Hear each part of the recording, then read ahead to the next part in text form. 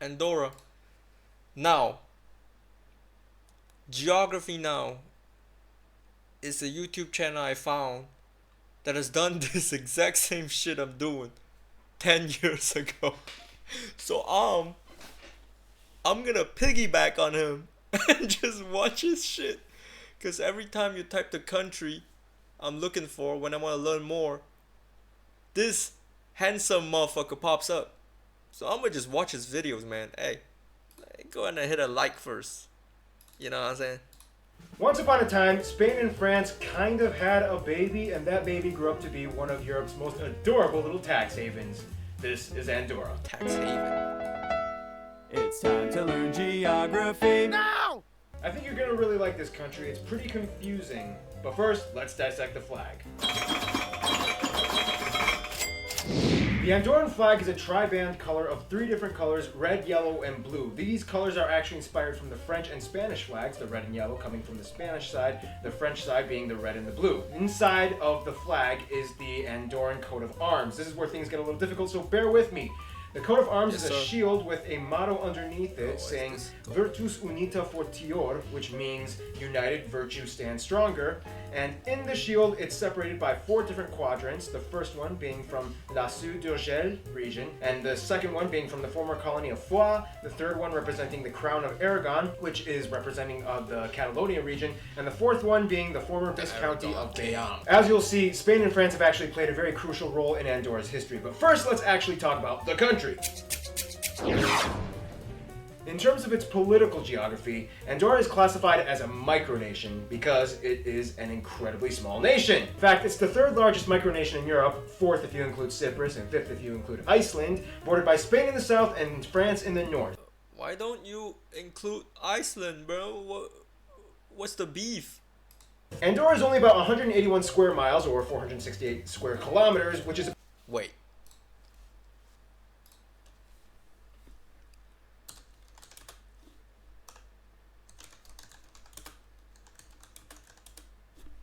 Let's see how big this thing is. 2,300 acres. It's way smaller, huh? 2,300 acres in square kilometers. Oh. Okay. About 2.5 times the crazy. size of Washington, D.C. The capital is Andorra la Vella, and it has 7 provinces. Now, Andorra doesn't have any airports or seaports as it is a landlocked country, and it doesn't have any train stations either. However, the nearest train station can be found at La Tour de Querelles in a town called Los Petits Près de l'Andorra, which literally translates to the hospital close to Andorra. It's literally only about 2 kilometers next to the Andorran border. The nearest airports to Andorra will be found in Toulouse or Barcelona, which are respectively each about 3 hours of a drive away from Andorra's borders. Getting into Andorra is going to be a little difficult because there's only about 2 main roads to get in. On the north side, there's the N22 road from the French side, and on the south, there's the N145 highway. Of course, there are other ways you can get in, like the CG6 and CG4 highways on the other side of Spain. And technically, you can sneak into Andorra through a farm close to the N145 highway in Spain as well. Entering through France is going to be a little bit more difficult because not only are there more hairpin turns through the mountainside, but also all people entering through France will have to pay a €7 fee to go through the Envalira tunnel. The tunnel is about 2 kilometers and enters into the main parts of the country. Now, why is it so hard to get into Andorra? Well, we're going to discuss that in physical geography. Now, Andorra is almost completely mountainous as it is a landlocked country in the Pyrenees mountain range and the Iberian Peninsula. Of course, Andorra does have a few lakes and rivers, the main one being the Rio Valira, which travels through most of the main towns and the capital city of Andorra la Vella. Now, only about 2% of Andorra's land is arable for farming and livestock production. However, with whatever land that they do have, they produce staples like grains and vegetables. However, the most common crops that they grow are hay and tobacco. The majority of their food is actually imported, mostly because their economy is heavily based off of tourism and banking. About 7% is classified as unclassified transactions. They're huge on raising sheep though, and there are a lot of ski resorts as well, especially when you enter on the French side. Now, the people of this region are actually really interesting. So interesting that we're going to talk about it in demographics!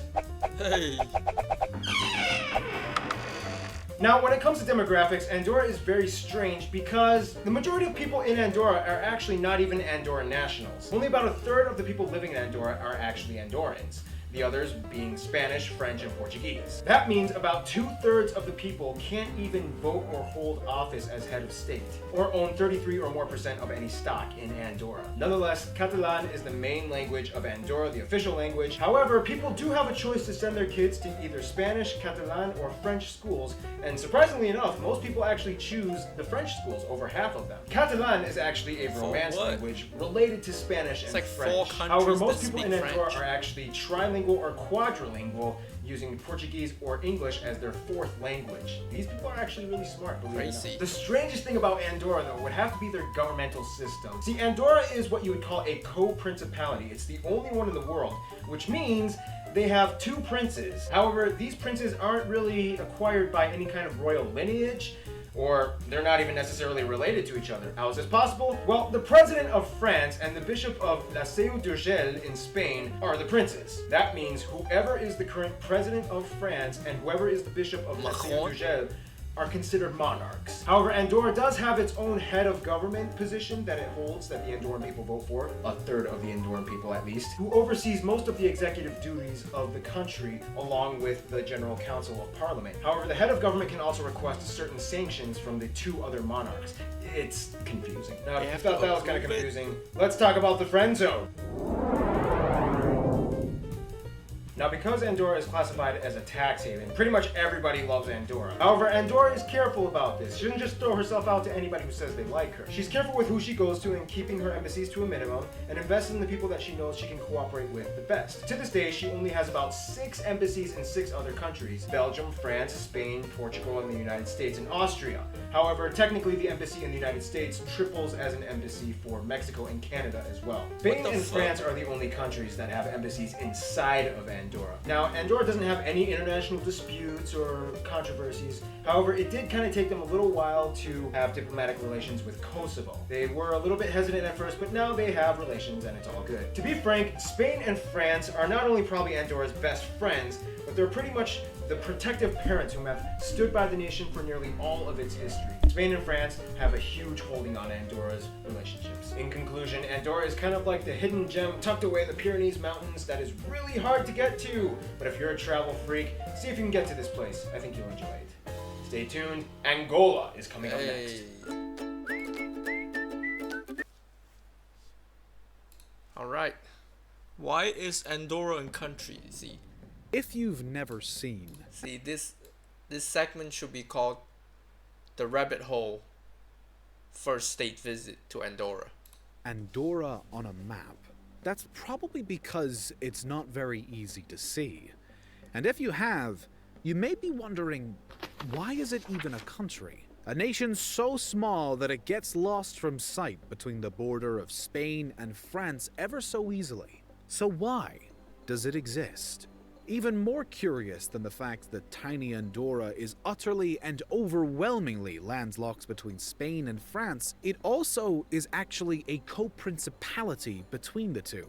Both neighbors share a certain level of authority over Andorra still today, and they have for many years. It's fake freedom. This episode is brought to you by CuriosityStream, a subscription streaming service that offers about the impressive history of the European continent, its evolution to the world's 25%. The link by Watchman State, at least according to Andorra itself, can be traced all the way back to the time of Charlemagne.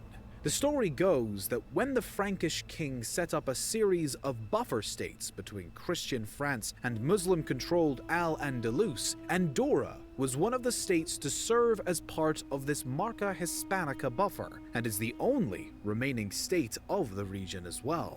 When the 9th century came around, Charlemagne's son, Charles the Bald, had taken his place and decided to name the Count of Urgell as the new authority over Andorra. The power was then passed to the Diocese of Urgell shortly thereafter. 2 centuries after the state fell under the Count's rule, Andorra's leader, the Bishop of Urgell, began to face outward threats from his neighboring lords, and subsequently requested the protection of the Catalan noble, the Lord of Cabot, whose title would later be transferred to the Count of Foix due to a marriage in 1208 which crowned him the new heir. This in itself triggered further disputes over who had true claim to authority when it came to Little Andorra, and the discord continued until the early end of the 13th century. On September 8, 1278, the first pariage of Andorra was signed in Lleida, Catalonia, which formed an agreement between the Count of Foix and the Bishop of Urgell.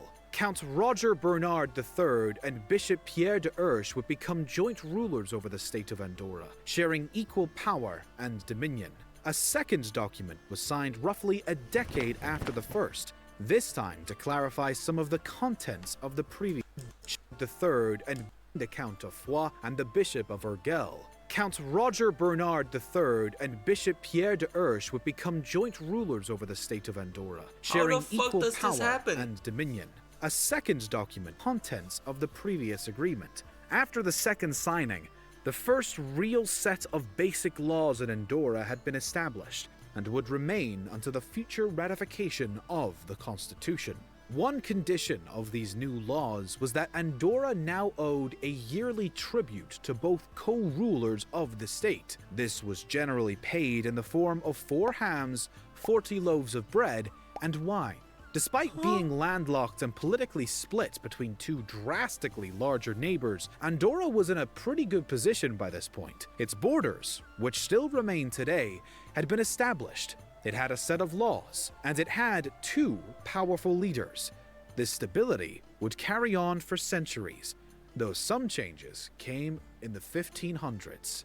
In 1505 specifically, Andorra fell under Spanish rule when Germain of Foix married Ferdinand V of Castile. Germain's descendants would maintain authority over Andorra nonetheless, as confirmed by Emperor Charles V in 1519, leading to the curious events which followed King Henry III of Navarre and Count Foix's rise to power. In 1589, Henry III took the throne of France under the name of Henry IV, and a couple of decades later, in 1607, he transferred his lordship of Andorra to the French state, as opposed to the Germain line as it was. This protection and leadership from the French government lasted over a century, much to the pleasure of the people of Andorra. They greatly benefited from the guidance of such a mighty nation as one of their co-rulers, which became a problem rather abruptly in 1793. The contemporary French revolutionary government did not seem as fond of Andorra as their previous leaders had been. In fact, the new authorities flat out refused to accept the yearly tribute from Andorra and renounced its suzerainty completely, which greatly disturbed the Andorran people. While not particularly anti-Spanish, the Andorrans still were not happy with the thought of becoming exclusively ruled by Spain. Nonetheless, France had made its decision and held strong to it. When the Napoleonic Wars erupted in the 1800s, Andorra managed to stay neutral despite both France and Spain being involved in the conflicts. Still unwilling to give up their relationship with France, the Andorrans even began to petition for Napoleon to restore the co-principality status of their nation. Spain was not opposed, and Napoleon eventually agreed in 1806. The renewed French co-leadership of Andorra was a huge victory for the small nation, although it didn't stop France from annexing it around 1813 alongside Catalonia. The latter was divided into 4 new departments, and Andorra was then placed into the department of Segre, or the district of Puigcerdà. The next significant period of Andorran history came with the onset of the First World War, though more in theory than actuality. Officially, Andorra did not engage on behalf of either side in World War I. A few volunteers from the nation did fight in the war, but the state itself opted to stay out of conflict once again. Later on, in 1958, there were some claims made by American newspapers that said Andorra had, in fact, declared war on Germany back in 1914 and simply never signed a peace treaty until that year. But these assertions proved to be blatantly false. No evidence from the time of the war could be found to support the theory, and only found documentation to prove the contrary. Between the First World War and this later debacle, France had actually invaded and this time occupied Andorra back in 1933 in response to social unrest brought on by upcoming elections.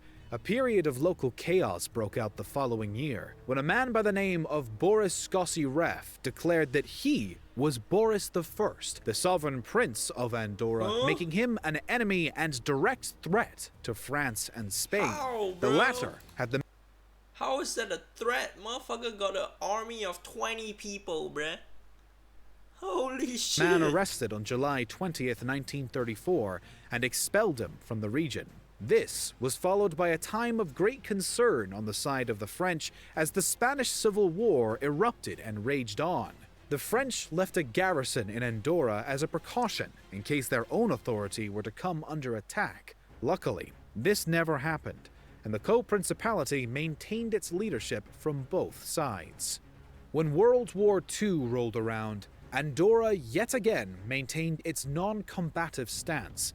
It did, however, get involved in the conflict to some extent this time.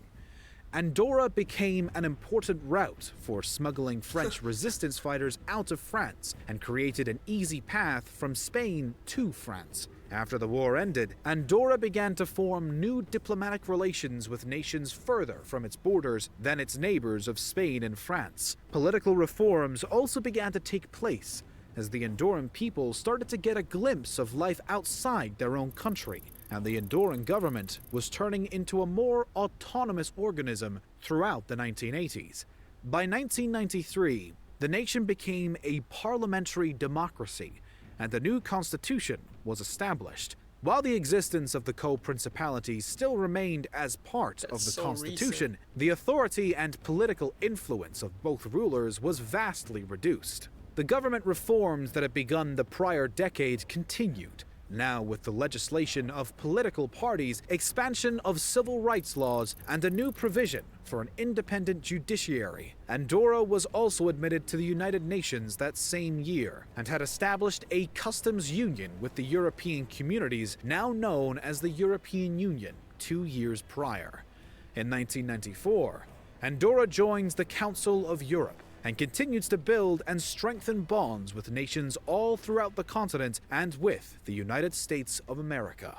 The existence of Andorra as a country is therefore still a bit of a mystery, though an undeniable fact. Its state as a co-principality adds a uniqueness and may contribute to the question of why Andorra exists as its own entity still today. Nonetheless, Andorra has a long history of being an individual, even if not fully independent state, spanning all the way back to the Charlemagne era. After all these centuries, it would make less sense for the small, landlocked nation to dissolve than for it to continue to exist.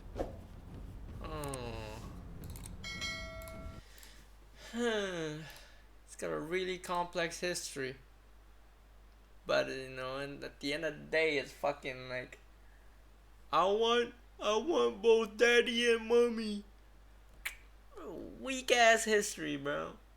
It's long, but it's weak.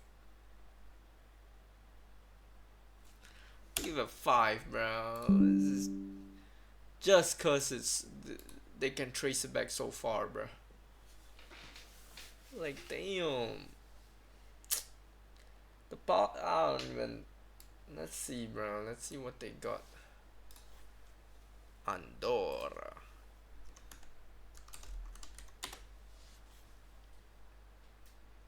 No.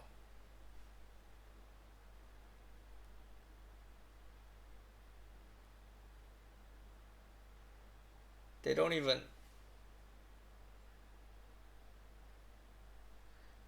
have it? Okay. Ooh, very free. Very free, that's good. That's good, but you don't just have one king, bro. You get 2 of them. Calling them prince doesn't make them anything less than a king. This is hard. For a 9 out of 10 for the freedom part. But the whole system is just, what the fuck, bro?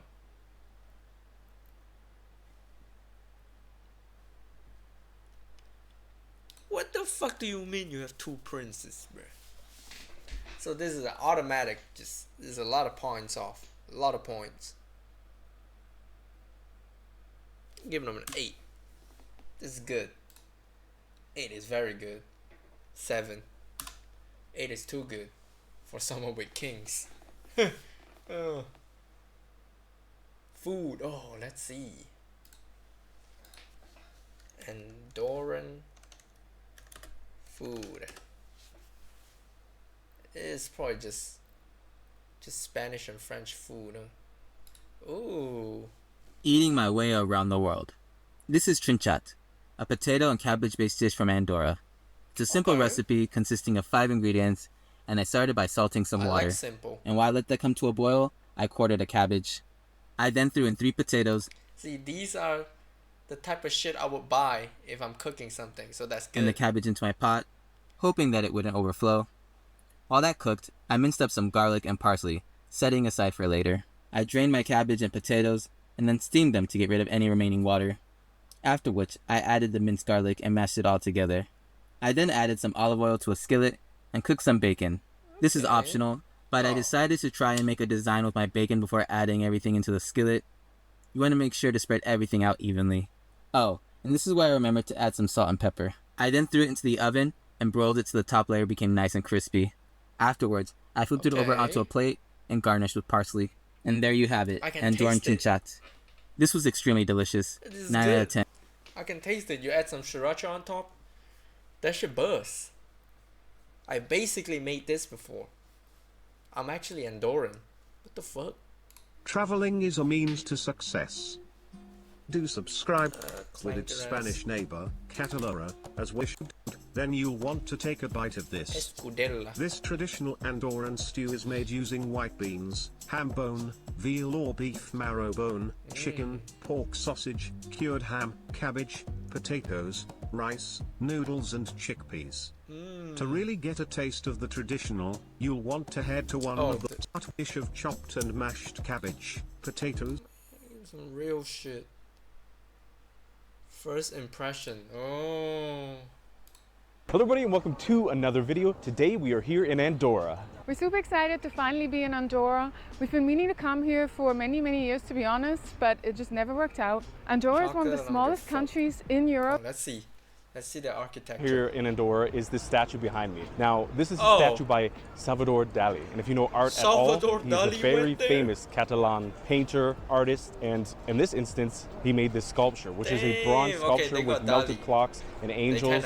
He's pretty well known for another art piece which features melted clocks as well. I think it was created in 1984, and the name is La Noblesse du Temps, which means the nobility of time. So it's pretty cool, and it's something that you definitely should not miss if you're here in Andorra. Damn. Oh, I kind of like that. Not this. Not this. This. This is beautiful. Holy shit. Okay. It's kind of like a ski resort though. Just to put it into perspective, Andorra is actually the 16th smallest country in the entire world. They don't even have their own army. They also don't even have their own airport. We actually had to get a bus here from Barcelona. I think it cost roughly 30 euros, but I think you can get cheaper. But we booked too late, so it is what it is. And also the population of the capital, Andorra la Vella, is only 23,000. And I think, as you said, I think the entire population of the country is only 80,000, which is very surprising though. So that means that roughly a quarter of the population lives in the capital. And I find that a bit crazy because most of this country is actually mountains. Apparently 90% of Andorra is mountains, rivers, forest. So yeah, that's pretty interesting. Another interesting thing about Andorra is that Andorra is not in the EU or in the Schengen zone. So sometimes they will check your passport when you cross the border. In our case, they didn't do that, but I know sometimes they will. They also don't have their own currency. They do use the euro, although they're not part of the European Union. Something to keep in mind is that because they're not in the EU, you can't use your data plan from other European countries. So don't make that mistake. We made that mistake in Switzerland one time and used up all of our data. Yeah, don't leave your data on. And I guess you just need to be prepared to use Wi-Fi here at your hotel, or like there's some hotspots But yeah, it's a bit annoying. We're really, really spoiled and used to just using our SIM card anywhere in Europe, almost. So not here. So that's why we don't know as many things here. Yeah, what this guy doing? Because you can't check Wikipedia. He's tweaking. Not here. Continuing our hunt for Andorran snacks, we came across this boutique little artisan shop that sold a bunch of different local products and products from Spain as well. They sold mostly like teas, nuts, dried fruits, things like that.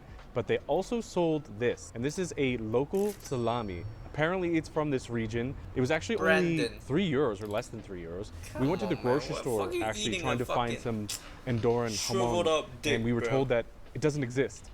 So I don't know if it's just not mass produced here and you just have to find local places like this. I don't really know, but I'm excited to try this. So it smells pretty funky, pretty strong, but I'm sure it's gonna be delicious. I already don't like it. Just keep the fuck out of this bullshit. Some pigs in the mouth. It's really peppery, actually. I think they're nuts covered in some candy, and this one is crema catalana. Crema catalana is some type of dessert in Catalonia. It's similar to creme brulee, I think. And they also have a version here called crema andorrana, or I don't know if they really call it like that, but I don't think we'll be able to find the specific one, but that's why I wanted this candy. Let's see what's inside. There's an almond inside. I wonder if this habit will ever chocolate end and because almond? Okay, bro.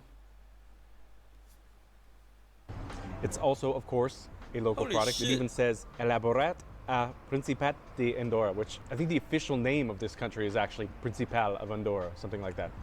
It says on the... Let's look at the church. And on the way up, we made it to the church called Saint Esteve d'Andorra. Not bad. Something like that.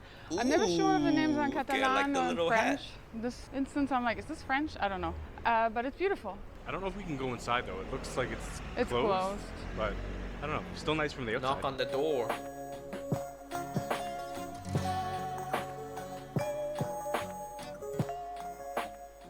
We made it to the viewpoint, and I'm dead. It was very steep. Didn't actually take as long as I thought.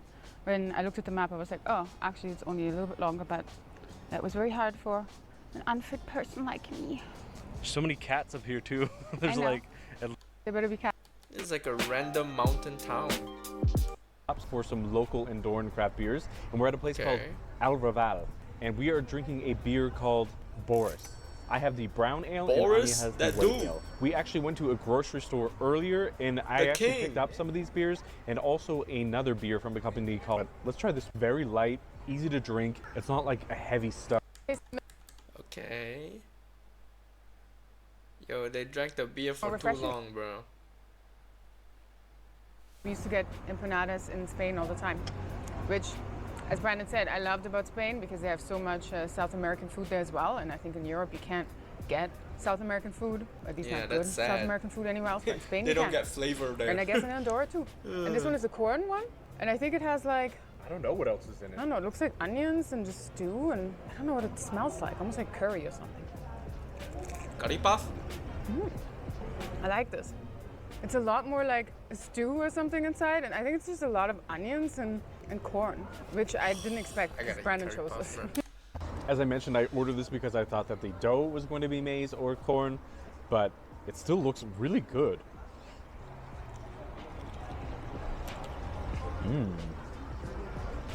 It does have some sort of like curry flavor almost. It's very interesting.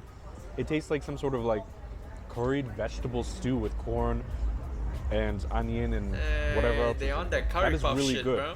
Between the two, I still think the meat is a little bit better, but this was worth ordering. Has been like that. I don't know if it's because it's such a small place, and I guess in a small town, usually like they say that people are nicer too, but I feel like they're super friendly. Everyone's been super patient. And the outside is so crispy. These are really good. Some of the best croquetas I've had, I think. Damn. Nah, they eating too good. I love the outside. So crispy, so fried. Really good. And yeah, probably one of the... They come in this like No. Now you have to drink the butter. Why the fuck they eating this in a landlocked area, bro? That is so good. It is these nice little tiny baby squids that are grilled yes, the fresh and water charred. squid. They just look amazing. The tentacles are so small and cute. I feel almost guilty eating these. And then eats it, bro. Biggest one. Let's see. It's got the little wings. Don't waste the This is juice. gonna be really good. Suck on that.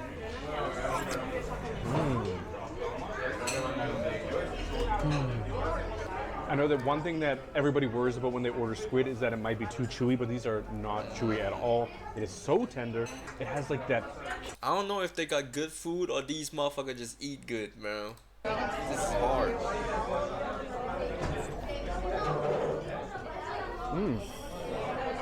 Yeah. I know what you mean. There's like this bitter, earthy taste to them. I don't know if it's like some sort of herb that's inside the This sauce. is it. But yeah, it's a little. This is all they got.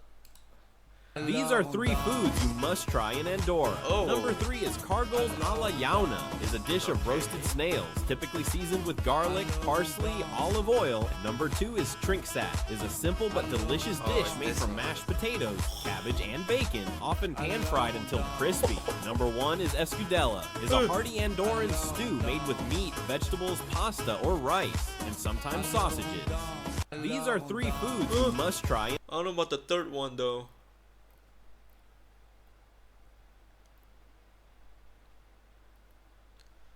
I kind of like the fucking. Oh, what's it called again?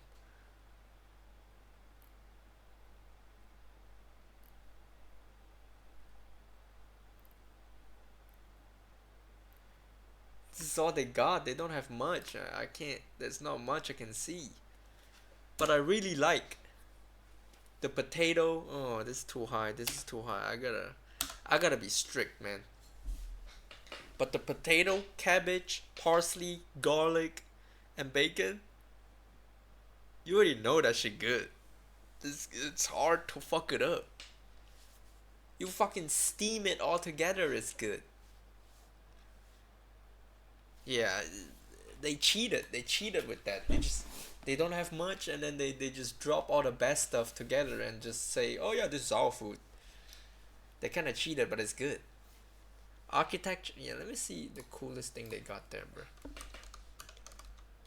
The women, how is that the first one? Women and Children Hospital. Oh shit. Architecture. Let's. Yeah, this one. Okay, I kind of like these. See, the thing with these small countries, bro, they got one town, bro, and then you just have to take everything from there. But this is cool. Damn. They got that mystical mountain town shit. They got a witch down the fucking road living in a tree type fucking vibe, bro. So I kind of like it.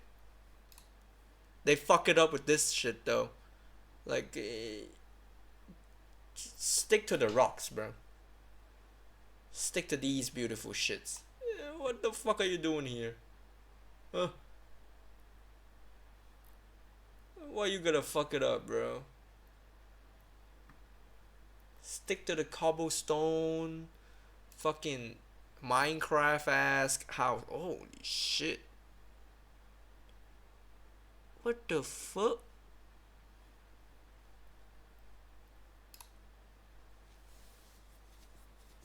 They got castles too? Man, they just cheating at this point. Got castles? Okay, this one I gotta dock some points because they don't got sea. They got a cool 7. They got mountains.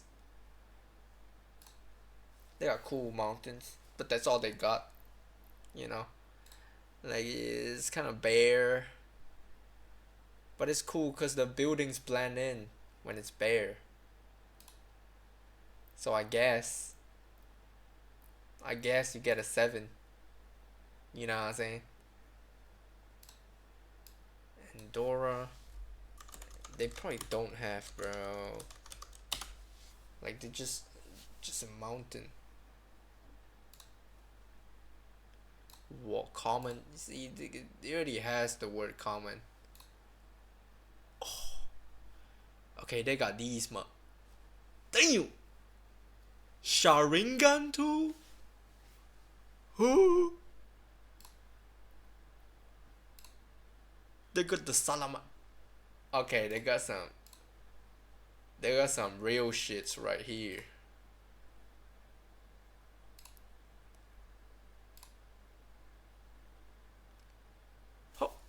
Oh, I thought it was that thing.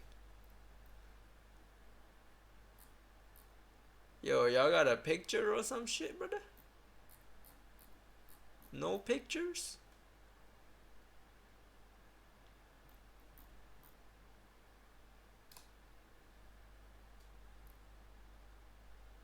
Occurrence only now? Okay.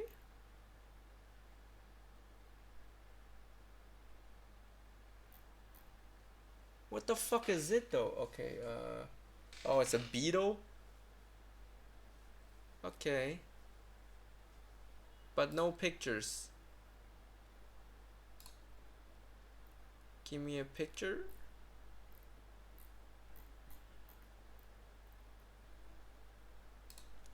How you a fucking biologist and you just don't have a picture of it? Oh, okay. I thought it's a fucking beetle.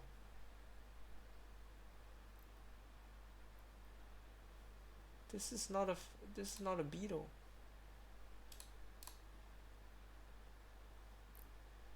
Oh.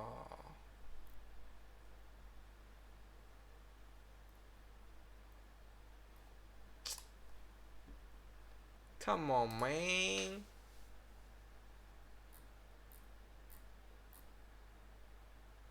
Give me a picture.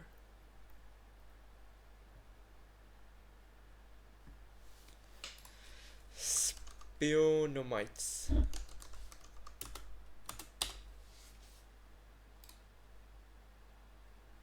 Oh. Oh.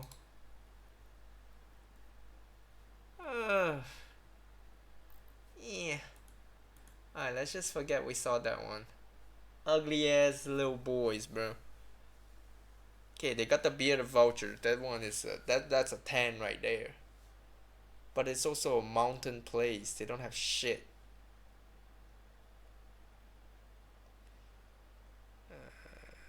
You get a 4. Damn, they got the same as Algeria. Damn. Let's end this trip. Ooh. Let's give this thing one more try, bro. Let's end this first state visit to this tiny nation of Andorra with 2 fucking unelected princes, heads of state. Weak ass shit. But it's cool though, cause they get some good food. And let's see if this Escuderia can redeem it. Welcome back to Anti-Chef Cooks the World. I'm James. Make foods that I've never made. Spain, it's like landlocked in there. Overdraft remotely right now. I couldn't find ground pork where I'm shopping. I had to pick up 2 pork sausages, and I'm just gonna cut these up into kind of like meatball shapes. How about that? Smart. Good? Happy with that. Meatball City. Couple slices of ham that I'm gonna dice up into little shapes like that. Stack them. Do it this way. Yes, much better. Little shapes. Efficient. Fuck that meat. C'est ça. Okay, next in line for this poor pig, pork marrow bones. So we got this. We got the ham here. We got the sausage here. Yeah, this is all pork, baby. On top of that, I have a chicken breast. You acting like it's not good. Let's go to the stove. Frying pan.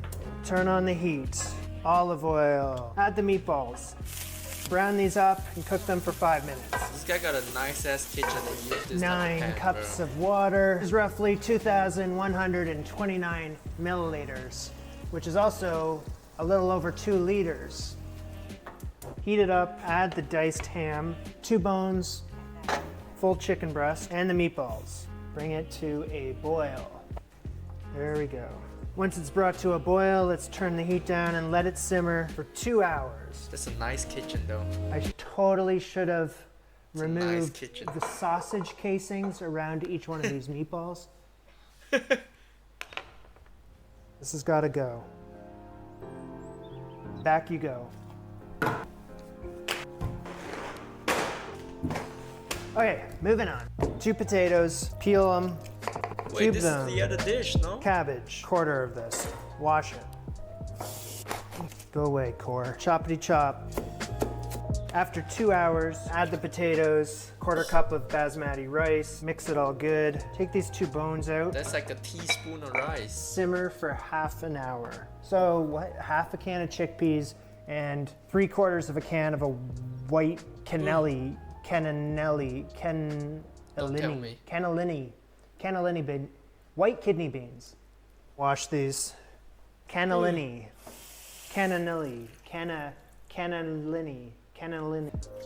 In they go. All right, so I just removed the full chicken breast because we got some stuff to do with this. Gonna take my favorite fork and start shredding. Shred away into the stew. Good curvature. For my next trick, I'm gonna cut up some prosciutto, because why not? If there's any more room, cabbage. I don't know how I'm gonna get the last of the ingredients in here, because this is filling up fast. So I have half a cup of noodles shaped like seashells. In these go. This is everything in the pantry. Shove them down there, make them fit.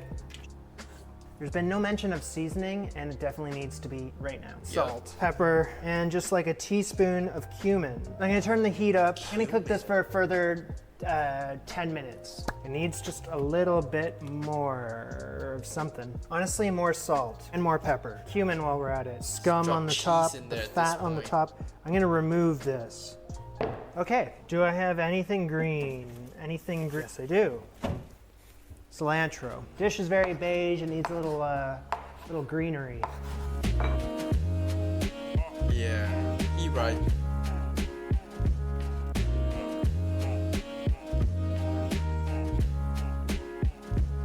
He doesn't like this. With all the stuff that's in here, it's hard not to make the perfect bite. Like everything on that spoon right now. Look at that. I enjoy every little part in there, but the thing that steals the show is the meatballs. You know, you go in there and you're searching for a meatball. If you like meat, if you like pork, then I very much recommend it. If you don't, then skip I don't know this if one. I like this soup, man. This is just everything. Everything's in there. Andorra, that didn't add points, so you're stuck at 6.3. Very sad. And we'll end this segment with this beautiful national anthem. I kinda like it.